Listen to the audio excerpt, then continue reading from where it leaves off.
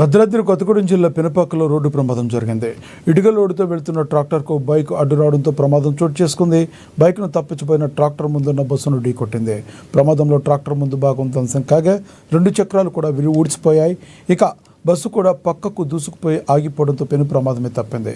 Bus డ్రైవర్తో పాటుగా 4 మహిళలకు స్వల్ప గాయాలు కాగా ట్రాక్టర్ డ్రైవర్కు తీవ్రంగా గాయాలు కావడంతో ఆసుపత్రికి తరలించారు. కేసు నమోదు చేసుకున్న పోలీసులు దర్యాప్తు చేస్తున్నారు. ఈరోజు ఉదయం సుమారు 10 గంటలకు మనుగూరు వైపు నుంచి ఖమ్మం వైపు వెళ్తున్న ఆర్టీసీ బస్సు, అదేవిధంగా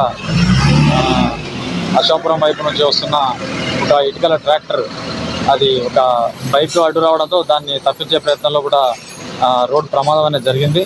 అయితే ఇటు ప్రమాదంలో బస్సులో ప్రయాణిస్తున్న ఒక 4 ప్రయాణికులకు స్వల్ప గాయాలు కావడం జరిగింది.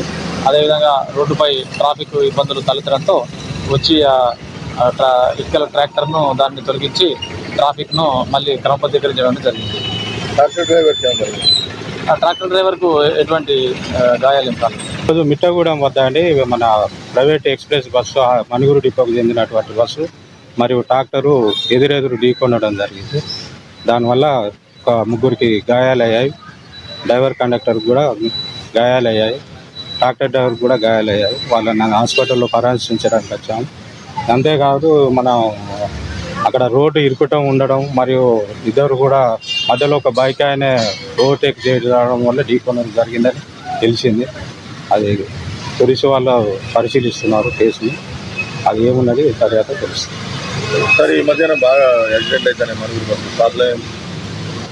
అంటే యాక్సిడెంట్ల గురించి అంటే మనం ఎప్పటికప్పుడు ట్రైనింగ్ ఇస్తున్నాం. సెల్ ఫోన్లు కూడా డిపోలో పెట్టుకోమని చెప్తున్నాం. వాళ్ళకు డ్రైవర్లు అందరికీ కూడా ట్రైనింగ్ ఇస్తున్నాం. ఇంకోటి ఏంటంటే యాక్సిడెంట్ అనేది ఎదుటి వాహనదారులకు కూడా అంతే బాధ్యత ఉంటుంది. ఆర్టీసీ డ్రైవర్లకు ఎంత ఉంటుంది, ఎదుట నడిపే వాహనదారులకు కూడా అంతే బాధ్యత ఉంటారు. వాళ్ళు కూడా ట్రాఫిక్ నిబంధనలు పాటించాలి. పాటించినప్పుడే ఈ యాక్సిడెంట్ని మనం అవాయిడ్ చేయాలి.